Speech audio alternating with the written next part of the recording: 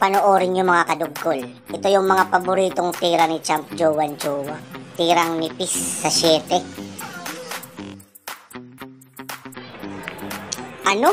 Grabe talagang tira yun. Lumagari lang yung pamatok. Grabing nipis yun.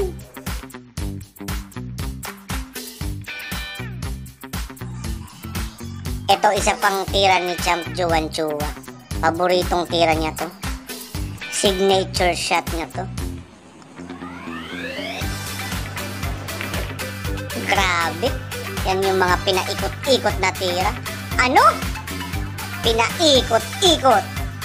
Wala na, finish na pag ganyan. Pass your paper. Gusto nyo ba ng affordable at high quality na tisa?